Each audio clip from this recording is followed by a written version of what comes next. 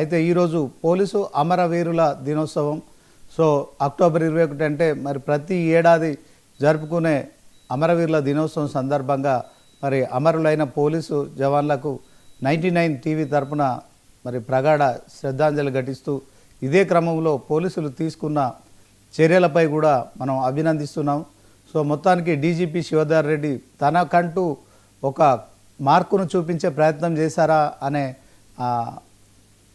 ప్రచారం కూడా జరుగుతోంది. సో కొత్తగా డీజీపీగా నియామకం జరిగిన తర్వాత శివధర్ రెడ్డి చేసిన ఎన్కౌంటర్ మరి ఇక రౌడీల గుండెల్లో నిజంగా ఇదొక బాంబు లాంటి వార్తగా మనం చెప్పుకోవచ్చు. సో రౌడీ షీటర్ రియాజ్ నిజామాబాద్లో ఒక కానిస్టేబుల్పై కత్తితో దాడి చేసి చంపిన హత్య కేసును అయితే పోలీసులు సవాల్గా తీసుకున్నారు. పోలీసులపైనే దాడి చేసి మరి చంపిన ఇష్యూ అయితే పోలీస్ శాఖకు నిజంగా కొంత అప్రతిష్ట తెస్తుంది కనుక పోలీసులు ఈ కేసును చాలా సీరియస్గా తీసుకొని 19వ తేదీన కానిస్టేబుల్ ప్రమోద్ హత్య జరిగిన తర్వాత మరి 20వ తేదీ వరకే. సో దీంట్లో 17వ తేదీన ప్రమోద్ కానిస్టేబుల్ హత్య చేశాడు రియాజ్. సో దీంట్లో 20వ తేదీ అంటే కేవలం 3 రోజుల్లో మరి పోలీసులు చాలా సీరియస్గా తీసుకున్నారు.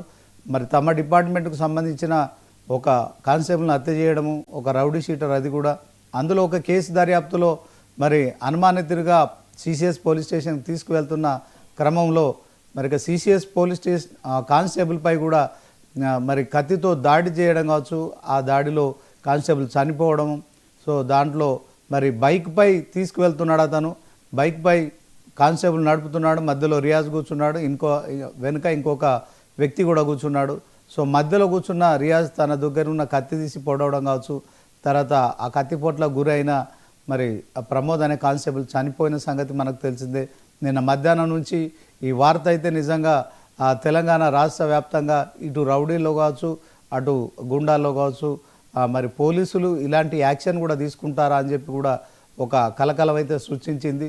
సో రౌడీ షీటర్లు తస్మాత్ జాగ్రత్త, మీ పరిధిలో దాటిపోతే ఖచ్చితంగా పోలీసులు ఉక్కుపాదం మోపుతారనే సంకేతం అయితే కొత్త డీజీపీ, కొత్త పోలీస్ బాస్ అయితే ఒక సంకేతాలు ఇస్తున్నారు. ఇదే అంశంలో ఈరోజు బిగ్ డిబేట్. ఇక బిగ్ డిబేట్లో మనతో పాల్గొంటున్నారు బీజేపీ పార్టీకి సంబంధించి డాక్టర్ పివి రెడ్డి గారు స్టూడియోలో ఉన్నారు. అన్న నమస్తే. ఇక కాంగ్రెస్ నాయకులు ఉన్నారు జూమ్ లైవ్లో, హెచ్ఆర్ మోహన్ గారు, తర్వాత విజయార్య బీఆర్ఎస్ పార్టీ నుంచి కూడా జాయిన్ అవుతారు.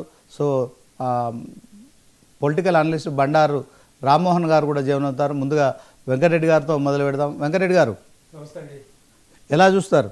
ఇలాంటి ఎన్కౌంటర్లు జరుగుతున్నాయి, మరి దీంట్లో సామాజిక కోణం ఉంటుందా? పోలీసు వాళ్ళు పోలీసుని చంపారు కనుక సీరియస్గా తీసుకున్నారా? ఇలాంటి కేసులు ఎన్నో మర్డర్లు జరుగుతున్నాయి, ఇంత త్వరితగతిన విచారణ చేయడం కావచ్చు, అదే క్రమంలో మరి పోలీసులు మానవీయ కోణంలో ఆలోచించకుండా మరి దీన్ని ఎన్కౌంటర్ చేశారా? పోలీసులు చెప్తున్న కథనంలో మరి దీంట్లో మరి అది పోలీస్ కథనం అని అనుకోవచ్చా? నిజంగా ఈ ఎన్కౌంటర్ని ఎట్లా చూస్తారు? శ్రీనివాస్ గారు, ముందుగా మీకు అలాగే 99 టీవీ ప్రేక్షకులకి, ప్యానెల్ ఉన్న పెద్దలందరికీ నమస్కారం. ఇప్పుడు ఏమవుతుందంటే ఈ భారతదేశంలో రౌడీ షీటర్లకి, సంఘ విద్రోహ శక్తులకి, విద్రోహులకి, తర్వాత రేపిస్ట్ అండ్ కిల్లర్స్ ఇలాంటి వాళ్ళకి చోటు ఉండకూడదు చెప్పాలంటే. అంటే లీగల్ సిస్టంలో ఉన్న లూప్ హోల్స్ను వాడుకొని ఇలాంటి వాటికి పాళ్ళు పడి తర్వాత జైల్లోకి పోయి బయటకు వచ్చి ఇలాంటి ప్రయత్నాలు చేస్తూ ఉన్నారు. ఈ రియాజ్ అనే వ్యక్తి ఒక జేబు దొంగను, లేకపోతే రౌడీ షీటరు, లేకపోతే ఏంటో ఆయన దగ్గర 40 కేసులు ఉన్నాయి ఆయన మీద. 40 కేసులు, ఒక 4-5 సార్లు జైలుకి వెళ్ళొచ్చి ఎక్కడ పట్టుబడితే ఆ రోజు బండి మీద తీసుకెళ్తుంటే ప్రమోద్ గారిని కత్తితో పొడిచి చంపడం అనేది దుర్మార్గం, ఏహేమైన చర్య. ఇది డెఫినెట్గా విచారకరం. ఎందుకంటే ఆయన డ్యూటీలో ఉన్న వ్యక్తిని పోలీస్ స్టేషన్ తీసుకెళ్ళిన క్రమంలో మరి చంపడం అనేది డెఫినెట్గా ఎవరు కూడా సపోర్ట్ చేయరు. ఎందుకంటే ఇలాంటి వాళ్ళు ఉన్నా ఒకటే, లేకున్నా ఒకటే. సంఘ సొసైటీలో ఇలాంటి వాళ్ళ వల్ల ఏం ప్రయోజనం ఉంటుంది? రేపొద్దున ఏం చేయగలుగుతారు?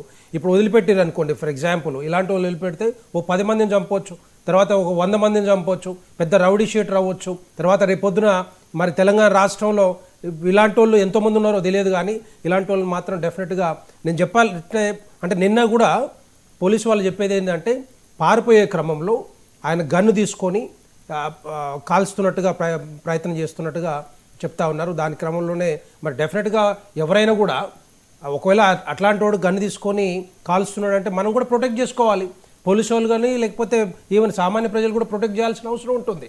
అలాంటి వాళ్ళ వల్ల ఏమైనా ప్రయోజనం ఉంటుందా సొసైటీకి? సో నేను ఏమంటున్నానంటే ఈరోజు ఇలాంటి వాళ్ళు తర్వాత దీంతో పాటుగా రేపిస్టులు, ఎంతమంది రేపిస్టులు ఈ రోజుల్లో చంపేస్తున్నారు పాపం ఆడపిల్లల్ని. అంటే వెంకటరెడ్డి గారు, దాంట్లో న్యాయ వ్యవస్థ ఉంది. పోలీసులు చట్టాన్ని చేతిలోకి తీసుకోవడం కావచ్చు. సో దాంట్లో పోలీసులు ఖచ్చితంగా ఒక నేరస్తుని చట్టానికి అప్పగించి కోర్టులో శిక్ష పడేలా చేయాలి.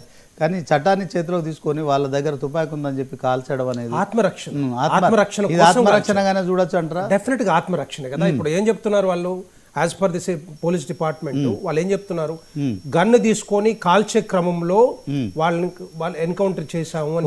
లేకపోతే అలాంటి 10 మంది చంపేటోడు ఆయన దగ్గర గన్ను ఉంటే ఒకవేళ ఆయన మీద యాక్షన్ తీసుకోకపోతే ఇంకో 10 మందిని పోలీసు వాళ్ళు పోయేటోళ్ళు కదా. మరి దాని గురించి ఏం చెప్తాం మనం? డెఫినెట్ గా అంటే ఇట్లాంటి వాళ్ళు మరి రేపొద్దున దేనికైనా పూనుకుంటారు. అంటే బండి మీద కూర్చొని తీసుకుని వెళ్తున్న క్రమంలో కత్తితో పొడ్చడం అనేది, మరి పొడిచి చంపడం అనేది కరెక్ట్ కాదు కదా. ఓకే, కరెక్ట్ కాదు కదా. ఇలాంటి వాళ్ళు డెఫినెట్ గా సమాజానికి అవసరం ఉండదు. మంచి చర్యనే. కాకపోతే ఈ ఆత్మరక్షణ కోసం ఎవరైనా చేస్తారు. ఇప్పుడు ఫర్ ఎగ్జాంపుల్ మనం చేయలేమా? ఎవరైనా మనం పొడుస్తాము, మనం చంపుతాం అంటే మనం ఊరుకోవాలి, చూసుకుంటూ కూర్చుంటాం. మనం ఎట్టి పరిస్థితులు ఊరుకునే సమస్య లేదు. అలాంటి వాళ్ళని డెఫినెట్ గా సమాజం నుంచి వేరేయాల్సిందే. అంతకుముందు శంషాబాద్లో సజ్జనార్ గారు ఏదైతే చేశారో అదే విధంగా ఈరోజు ఎస్పీ నిజామాబాద్ ఎస్పీ సాయి చైతన్య గారు కూడా అదే విధంగా చేస్తా ఉన్నారు. డెఫినెట్ గా చాలా మంది అప్రిషియేట్ చేస్తా ఉన్నారు.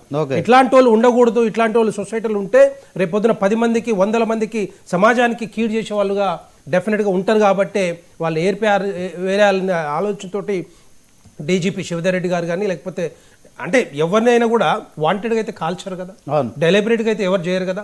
ఆత్మరక్షణ కోసం చేశారు కాబట్టి డెఫినెట్ గా దాన్ని సపోర్ట్ చేయాల్సిందే. రెండవది ఏంటంటే ఇట్లాంటి పోలీస్ డిపార్ట్మెంట్ సీరియస్ యాక్షన్ ఎట్లా ఉండాలంటే విద్రోహ శక్తులు కానీ సంఘ విద్రోహులు కానీ గుళ్ళ మీద కూడా దేవాలయాల మీద కూడా అటాక్ చేసి గుళ్ళని నాశనం చేయటం, తర్వాత హనుమాన్ టెంపుల్ మన కూడా రీసెంట్గా మిడ్చల్లో జరిగింది, తర్వాత అంతకుముందు సికింద్రాబాద్లో ముత్యాలమ్మ టెంపుల్ మీద జరిగింది. ఎవరు చేస్తున్నారు, ఎందుకు చేస్తున్నారు, వాళ్ళ మీద కూడా చట్టపరంగా యాక్షన్ తీసుకోవాలి, సీరియస్ యాక్షన్ ఉండాలి పోలీస్ డిపార్ట్మెంట్ నుంచి. మూడో పాయింట్ ఏంటంటే కిల్లర్స్. ఇప్పుడు రేపిస్టులు చాలా జరుగుతున్నాయి చెప్పాలంటే. తెలంగాణ రాష్ట్రంలో కూడా రేపులు జరుగుతున్నాయి, రేపులతో పాటు మర్డర్లు జరుగుతున్నాయి. వాళ్ళని కూడా కాల్చిపడేయాలి చెప్పాలంటే. అంటే చట్టపరంగా ఏం చేస్తున్నారంటే వీళ్ళు లొసుకులు చూసుకొని జైల్లోకి పోయిన తర్వాత మళ్ళీ బయటకు వచ్చి మళ్ళీ అదే పని చేస్తూ ఉన్నారు. అంటే వాళ్ళ మీద రిపీటెడ్గా కేసులు ఉన్నా, రిపీటెడ్గా ఇట్లాంటివి వస్తున్నాయంటే డెఫినెట్గా వీళ్ళ వల్ల రేపొద్దున సమాజానికి ఏమైనా ఉపయోగపడుతుందా, ఏమైనా చేసే అవకాశాలు ఉంటాయా, ఎంతమందిని మరి రేపులు చేసి మర్డర్ చేసే అవకాశాలు ఉంటాయి, ఇవన్నీ గమనించి వాళ్ళు చట్టపరమైన యాక్షన్ మాత్రం డెఫినెట్గా తీసుకోవాలి. ఓకే, థ్యాంక్ యూ వెంకటరెడ్డి గారు. హెచ్ఆర్ మోహన్ గారు, గుడ్ మార్నింగ్.